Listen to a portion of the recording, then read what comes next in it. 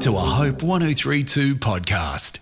As followers of Jesus, in whom all things were made, we acknowledge the Darug people as the traditional custodians of the country of where this podcast is recorded. We acknowledge their continuing connection to the land and waters, and thank them for protecting this land and its ecosystems since time immemorial. We pay our respects to elders past, present and future, and we extend that respect to all First Nations peoples listening today. Hey you, yeah you, keep listening to the end of this episode for your chance to win a special treat on us. We'll tell you more after the episode. Hope Book Club with Georgia and Simone. Because life's just better with a book.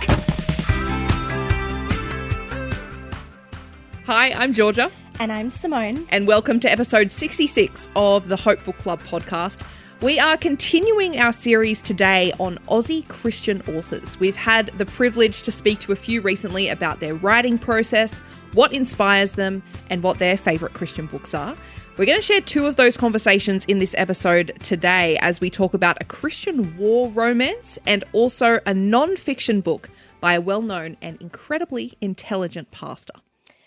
Georgia, I think this interview was one of the most fun chats we've had this year on the book club. Jennifer Mistmorgan has just written her first full-length fiction. It's a Christian World War II romance called Heart in the Clouds. Here's that interview now. Our guest on the podcast today is Jennifer Mistmorgan, an Australian Christian author who writes courageous romances against the backdrop of the Second World War.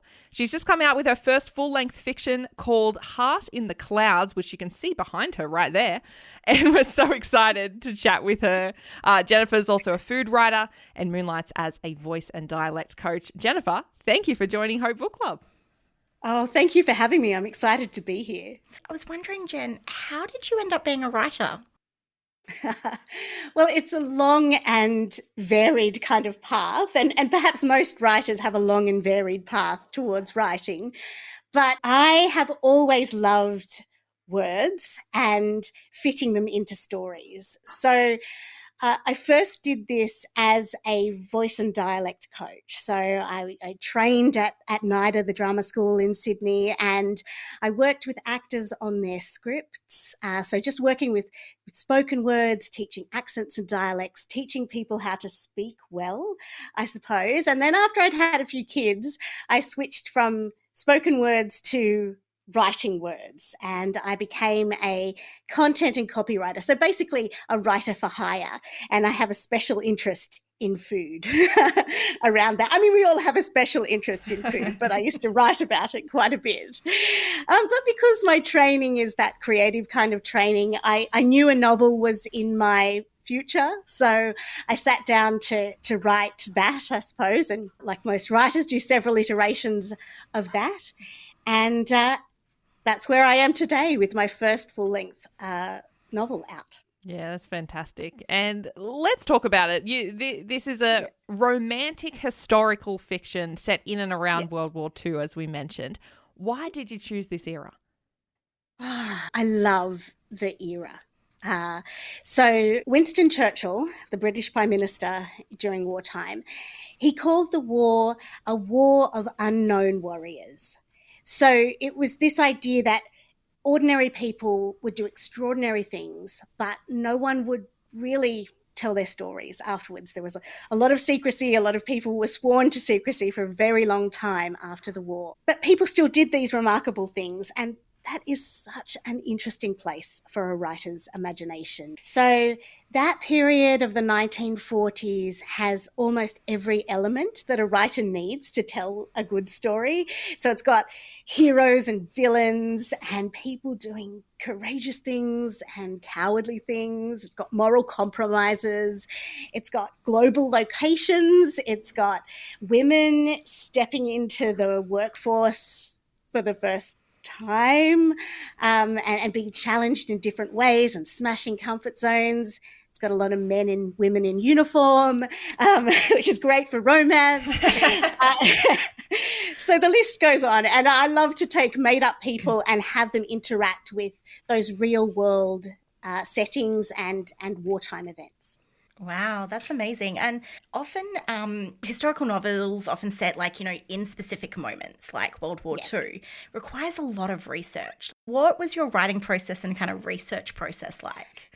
Well, I think any historical novelist really loves that research process. Like we love the rabbit holes and we love the permission to just read all the stuff and follow the rabbit holes and go to the archives. It's a very enjoyable process from that point of view. But I started myself with this family connection to wartime England. So my grandfather flew Lancaster bombers during World War II, as does my hero in the book Heart in the Clouds. And it was when I was researching my grandfather's wartime service that I came across this story of an aircrew who had to land this giant aircraft without elevator control. So they couldn't automatically change the height of the plane.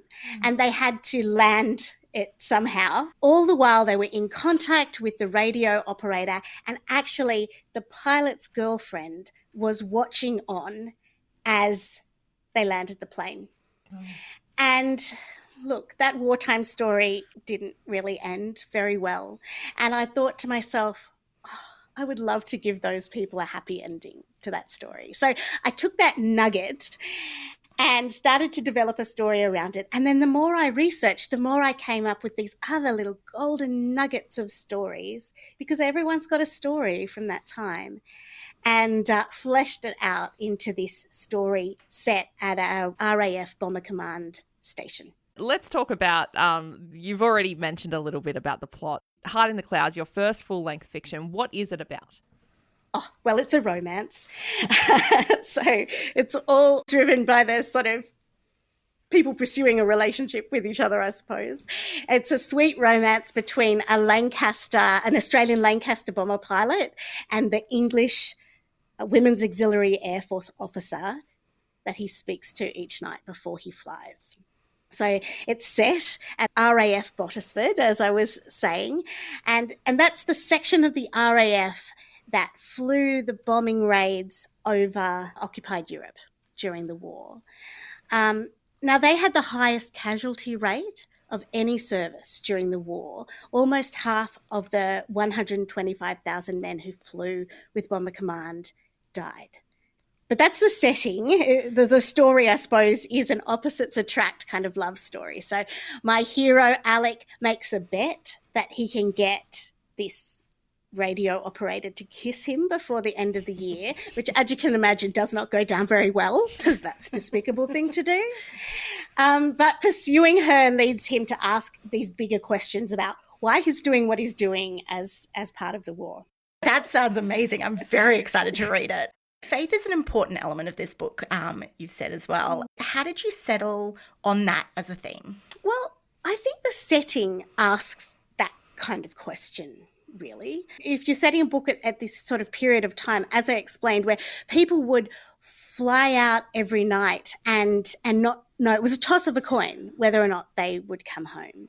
It was a toss of a coin whether they were going to watch their friends die or fall from the sky each night when they flew out.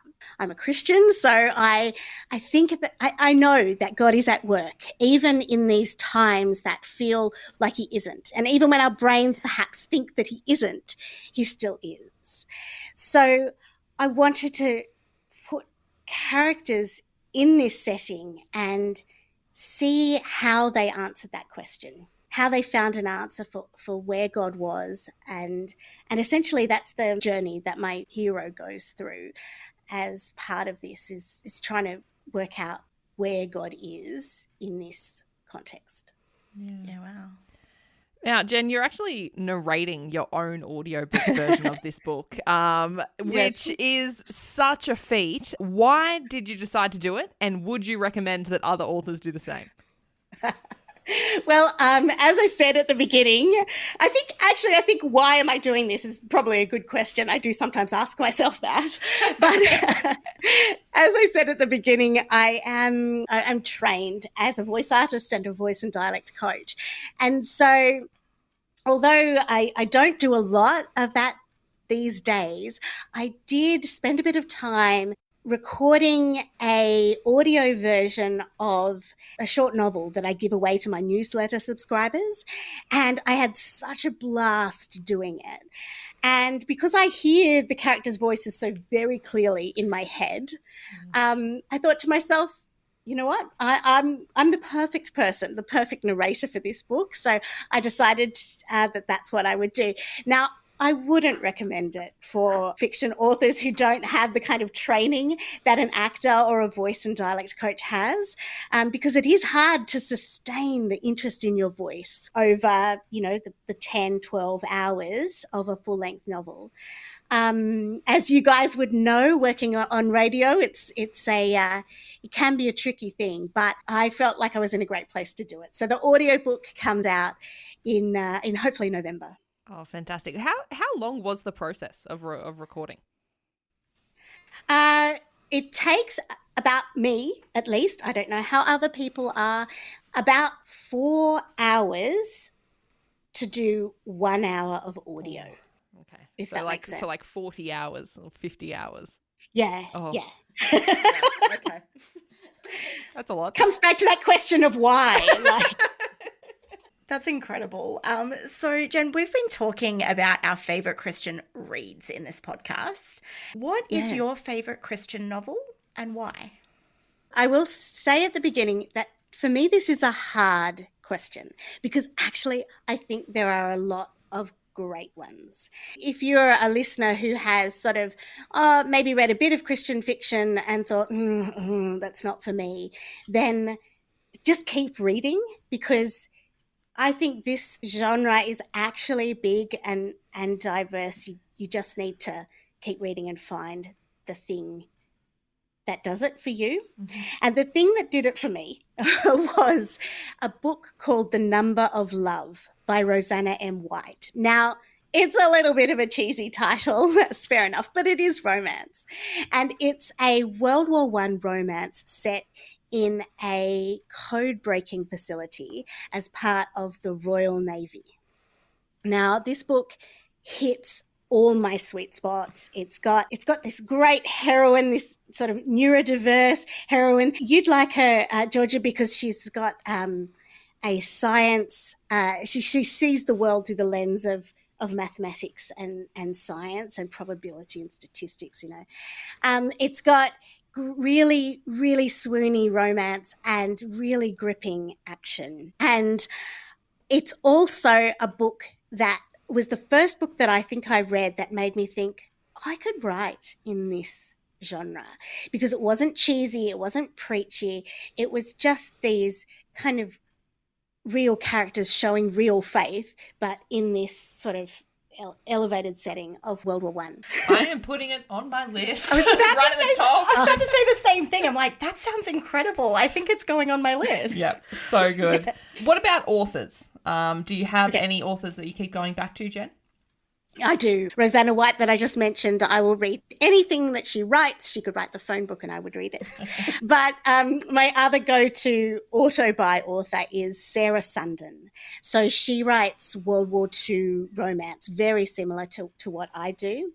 And her stories are, particularly the most recent releases she got, are just so compelling about these escapes through Europe.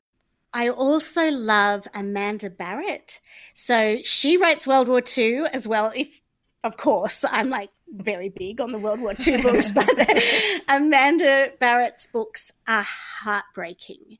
They will break you down before they will build you up with a message of hope. And so she's written a lot about the Polish and German resistance in World War II. Just remarkable. Like, they are incredible books. But I feel like those authors that I have mentioned are American authors, and there are amazing Australian authors who write Christian fiction out there as well, write varying degrees of faith content into these books, the romances that they're writing. So authors like Carolyn Miller, Meredith Resce, Narelle Atkins, Jenny Glazebrook, who writes young adult, Amanda Deed, they're all romance writers, but they're all Australian, and they're all really well worth people checking out if they're interested in this kind of genre. Well, fantastic. Heart in the Clouds, written by Jennifer Mistmorgan. This sweet romance, like she said, featuring an Australian RAF bomber and a heartbroken women's auxiliary member. You can order your copy right now at jennifermistmorgan.com.au or on Amazon, and all of that information will be in the show notes, of course. Jennifer, it has been an absolute pleasure having you on the Hope Book Club today. Thank you so much for being here. Oh, it's been a joy. Thank you. How good was that interview? It was so interesting to hear about the writing process and how faith is incorporated into that. And Jen's energy is infectious. Isn't she just brilliant? She's amazing. She even joined the book club Facebook group after speaking with us. So if you want to chat more to Jen about her work, you can head on over, and that information is in the show notes. I also got to chat to Pastor Robert Fergusson. He has been a pastor, can you believe it, Simone, for almost 50 years. 49 years this year. So much wisdom to share. He has just released a brand new book called Jesus and ... And he actually also shared how he remains so well informed, not only for his books, but also for pastoring and teaching. I'll give you a hint. He reads 5 books at once. 5 books. I just can't comprehend that. He has a whole routine in there. We're going to get into it. Here's that interview now. Our guest on the pod today is Pastor Robert Fergusson, who has just written a new book called Jesus and How God Works Through Ordinary People. Pastor Robert Fergusson is an author, he's a scientist, and he's a teaching pastor at Hillsong Church, where he's been on staff for over 30 years now. But he's been preaching for almost 50, half a century. So he has a lot of wisdom to share. It's an honour to have him on Hope Book Club today. Thank you so much for being here, Robert. Well, thank you very much, Georgia. I really appreciate the opportunity, and I'm hoping that we get passionate about books and help both ourselves and your listeners in our journey of discovery. I think that goes without saying. Robert, your mandate is to teach people how to live in order to please God, which I love, but it seems like such a difficult prospect today. I mean, we live in a digital world. We've got advice. We've got content coming at us 24/7 from everywhere. Could you maybe distill it down for us? What are some things that we can implement in our lives today to please God in the current context that we're in? Yeah, it's a great question. I took that mantra from 1 Thessalonians chapter 4, verse 1, right at the beginning of my preaching ministry. And I realized that I was a teacher. I wanted to keep it simple, and I wanted to be pragmatic, to help people to live, and specifically help people to please God. As we look through the Bible, we find that the book of Ephesians says, find out what pleases God. And the book of Corinthians says, make it your goal to please God. So it seemed like a simple proposition. But of course, as you say, it's not always that simple. But I like to keep it as simple as I can. The Bible says that faith pleases God. Prayer pleases God. Sacrifice pleases God. So these have been the themes of my life for the last 50 or so years. Fantastic. Now, Robert, this is a book club podcast, so would love to talk about where your love of books began, because you're an author of several books. I assume that you read a lot. Yes, but I didn't used to. When I was a child, I hardly read at all. Really? I really was inspired to read by becoming a teacher. I realized that the first rule of teaching is learning, and I wasn't learning enough. So as a child, I'd read comics and a few books as necessary, but it was really as an adult that I learned to read passionately and regularly. How did you kind of transition over? Were there certain habits that you put in place in order to go from essentially a non-reader to a vivacious one? I think habits is absolutely right. Routines and habits. Of course, I had the inspiration of my wife, who has always been a passionate reader, and she would sit in the corner and read while I was doing other things. But she clearly took every opportunity to read. I'll often find her stirring the spaghetti and reading at the same time. So for me, it was special times in the week. Monday mornings, Saturday mornings, flights, those sort of things are my set times to read. So for me, I work best with routines. Love that. Now, you've talked a little bit about the role of books in your teaching. Can you talk more about that? What role do books and reading play into your teaching career and your preaching? Well, I think firstly, books tend to read you rather than you read books. They reveal who you are as a person, but they also open up new worlds that we know very little about, people that we know very little about, professions that we know little about. So for me, as I said at the beginning, it's a journey of discovery. And I always have 3 or 4 or sometimes 5 books on the go at the same time, and they're all from different aspects. So I may have a science book, a theology book, I may have a novel, but they'll all be different and they'll be very wide reading. Eclectic reading is the best way to describe it, so that I can access people. As a communicator, I need to know myself, I need to know God, but I also need to know the people I'm talking to. So every book for me is a doorway into something new. That's fantastic. I love that. And I love that all of your books you have on the go at the same time are different, because I find if I do too many simultaneously and they're similar, I get them so mixed up. I have no idea what's going on. Well, I actually find it helpful for me. So on a Saturday morning, for instance, I'll go through the 5 books and I'll read a chapter of each. And I find that changing my thinking helps me to engage better with the subject. Let's talk about your new book, Jesus and. I love the way, firstly, that it's set out, the illustrations, the way it's formatted is gorgeous. But I love the way it's split up into chapters, and each chapter focuses on Jesus' relationship with a seemingly ordinary, quote, character from the Bible. Why did you structure it this way? It started with a story. Many, many years ago in the 80s, I was listening to a speaker, and suddenly he points it out across the audience, and he said, God's methodology is people, and you are that person. And those 2 simple ideas really changed me and struck me. Firstly, that God uses people at all, and secondly, that I could be, with all my flaws and problems, one of those people. So that caused me to go on a journey of discovering from the Bible that God loves to work through people. And often they live very ordinary, average lives. And Jesus and it's based around Jesus and ordinary people in the book of Luke. And often they are just not mentioned anywhere else, like Jesus and Anna. Anna is just a lady in the temple. And Luke took the opportunity of spending a couple of verses talking about this ordinary person who went to the temple every day to worship, but as a result encountered Jesus.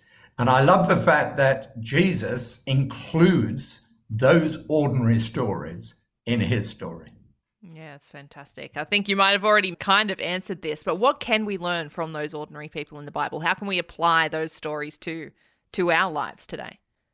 Well, each of the chapters has a subtitle, and in the case of Anna, Jesus and Anna, it's finding significance in the ordinary. A lot of us do normal, average, ordinary, mundane things most of our lives. That's what it looks like. But we need to find significance in the ordinary stuff of life. But each of these characters looks at a different thing that all of us are looking for. So John the Baptist is about finding purpose in life, or Jesus and Zechariah finding hope for your family, or Jesus and the centurion finding faith in a time of unbelief. So each of them is looking for something, and I think all of us are looking for those things. And I believe, that's why I wrote the book, that each of these stories helps us to find the things that we're looking for. So great. What is your writing process like, Robert? You've written several books now. You said, you never used to be a reader, so I assume that you never used to be a writer either. No, I often joke that not only was I not a writer, but I was a terrible writer. And I returned to my school many, many years ago, and they'd published a centenary magazine, and in it were a few sort of articles of examples of stupid things people had said or poor writing. And my geography essay was included as one of the worst pieces of writing in 100 years of the school's history. So I think God loves to work with ordinary people like me who perhaps don't have a great pedigree in writing, but have a passion to tell people about Jesus. My process is different from everyone else. I think reading stories about writers, they all have routines. They all have rhythms. I find I'm most creative early in the morning, and I like absolute quiet and stillness. Other people like music, other people like other things, but if I had my perfect life, which of course none of us do, but if I had my perfect life, I'd take 6 months of each year to hide away in a villa in Italy and just write quietly. But I just have to find the hours in my normal routines. I love it. Is writing something that you've come to love, or do you see it as something almost as a necessity, to put your preaching out there in book form? Look, it's part of that. Part of it is that I want to get the message out. But I often say to people, they say, should I write a book? And I feel that if you're a writer, it's not a question of a choice. You have to do it. It's something that I am required to do in my own being. So every morning I write a journal. Every week I'll write things for podcasts or Instagram simply because I love writing. I just need to write. There's a famous adage, a man by the name of Francis Bacon lived in the 16th century, and he said that reading makes a full man, speaking makes a ready man, writing makes an exact man. And I think that's a great little sort of thought. If we want to be full, we read. If we want to be ready, we speak. But if we want to be exact, and you and I are both scientists, we know that that's part of what we do. If you want to be exact, you need to take your thoughts and put them in writing. Fantastic. Robert, we have been talking throughout this little podcast series about favourite Christian reads, favourite Christian authors. Apart from the Bible, we're putting that blanket statement as everyone's favourite out there. Do you have any favourite Christian books to recommend? Well, look, I can talk about the books that have influenced me the most. When I first became a Christian 50 years ago, I picked up a book by Howard Taylor on the biography of James Hudson Taylor.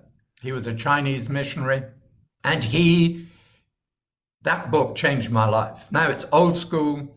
It's just an old story about a doctor who goes to China to be a missionary. But for me, it was radically transformative. And I think the key for me was that he was called. God said to him, "Go for me to China." And that call changed the course of his life. And it was exactly the same for me. So that was one. Another one, more recently, maybe 10 or 15 years ago, changed my life, called Finding Sanctuary by Christopher Jamison.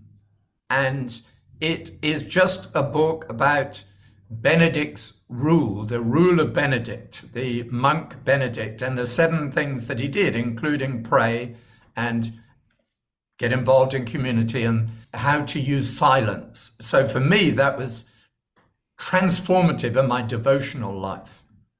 And more recently, a book that I've read that's been fascinating is Praying Like Monks, Living Like Fools, which has really impacted me. It's written by someone who prays, and it really makes you want to pray. I love that. Do you have any authors that you can kind of keep going back to? Look, my wife's passionate or favorite author is C.S. Lewis, and C.S. Lewis is always a favorite. I keep going back to him. I like G.K. Chesterton. I like his quirky thinking. I like Tolkien. I think he's got some powerful things. And of course, Tassain, he's a great storyteller.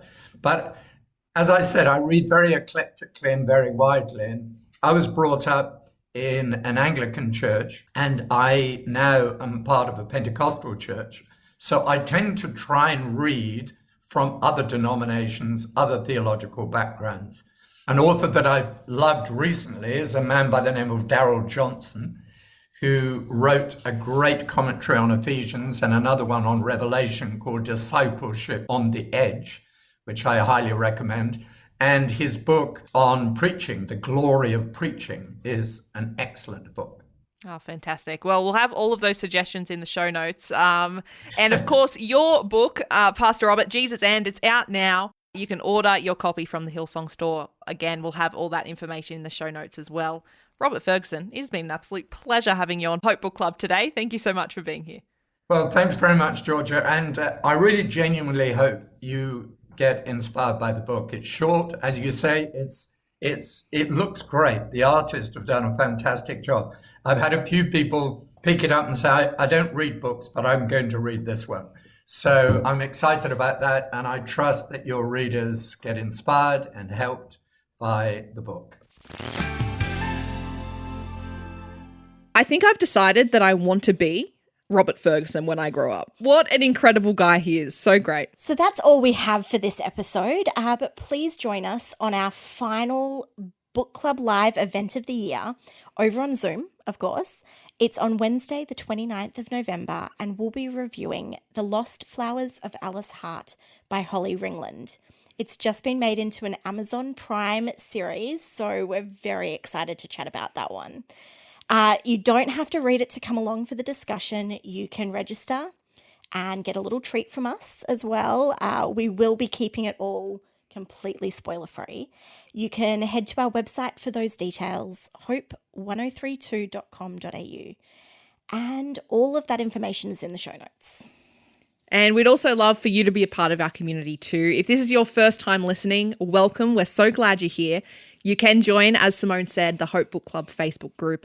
All that information is in the show notes.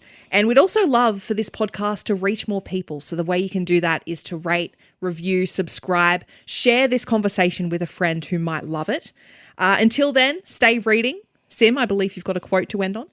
From Pulitzer Prize-winning American author Eudora Welty, both reading and writing are experiences, lifelong in the course of which we who encounter words used in certain ways are persuaded by them to be brought mind and heart within the presence, the power of the imagination. Catch you next time. Bye. Congratulations, you made it to the very end of this episode. And now for a special treat. If you like the sound of Pastor Robert Fergusson's new book, Jesus and, you can win one for yourself. All you have to do is go to hope1032.com.au/win to enter. That's hope1032.com.au/win. Competition closes Thursday, the 14th of December, 2023.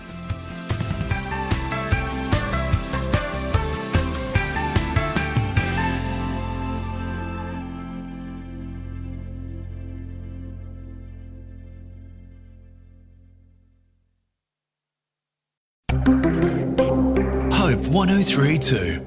Thanks for listening.